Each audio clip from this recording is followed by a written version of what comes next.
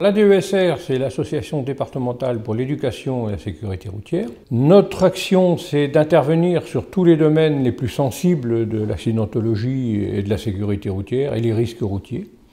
Donc nous avons différents stages, des stages tournés vers les jeunes et les seniors qui sont les cibles les plus importantes en matière d'accidentologie. Mais nous avons également des stages tournés vers les entreprises parce qu'aujourd'hui, l'accidentologie et les arrêts de travail dus à des accidents, soit domicile-travail, soit au cours du travail avec des véhicules de service ou des véhicules de fonction, devient important et certaines entreprises donc, se penchent sur cette problématique. Nous avons bien sûr, comme pour les autres stages, un tronc commun, donc de sensibilisation aux risques routiers en général, mais comme ces stages-là se passent généralement sur 2 jours, nous mettons l'accent, à la demande de l'entreprise, sur des points particuliers. Certaines entreprises vont, nous demander de mettre l'accent sur les conditions de conduite hivernales. D'autres vont nous demander de mettre l'accent sur le chargement des véhicules de travail. On s'adapte. En fait, il y a une partie, la deuxième après-midi du stage, est consacrée à des points ciblés en accord avec l'entreprise. Nous avons notre site, notre numéro de téléphone, donc on nous contacte. Et on dit, voilà, moi je suis une entreprise qui souhaite faire, dans le cadre de ma formation professionnelle, des stages pour mon personnel. Et là, eh bien, on les rencontre, on s'adapte à leurs demandes et on met en place ces stages-là qui peuvent s'étaler sur une année en fonction du nombre de groupes de stagiaires. L'idée avec le département et la DESR, c'était de mettre vraiment à disposition une piste pour pouvoir faire des exercices de sensibilisation routière.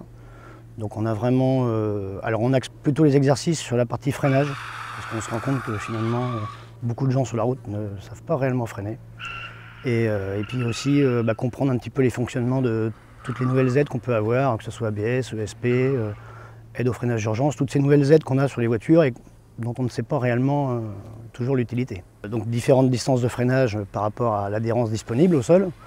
Donc ça nous permet aussi de parler énormément du pneumatique notamment. Et donc montrer aux gens, et c'est ça l'utilité des aides justement en cas de freinage d'urgence dans des conditions un petit peu de faible adhérence. Là on a une partie qu'on peut arroser, donc peinte en synthétique, qui nous reflète un petit peu l'adhérence disponible sur neige-glace. Je dirais que ça fait vraiment ouvrir les yeux aux gens, c'est-à-dire que par rapport à des cours théoriques en salle, je dirais que ça permet vraiment de plus visualiser la réalité des distances de freinage, donc par rapport à la vitesse. Et aussi l'importance des distances parcourues pendant le temps de réaction. Dans la grande majorité des cas, les gens sont complètement à côté de la plaque en termes de réelle distance de piste.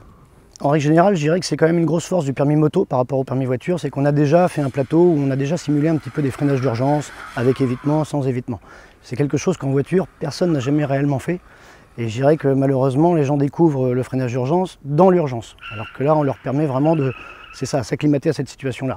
Pour conclure, je dirais que quand même dans la plupart des cas, la grande majorité des gens qui viennent faire les stages repartent vraiment en ayant appris des choses. Et on a énormément de gens qui nous disent que finalement c'est des choses qui devraient être obligatoires. Parce qu'effectivement, on les met dans des situations qu'ils n'ont jamais apprises. À bientôt sur tvie.tv.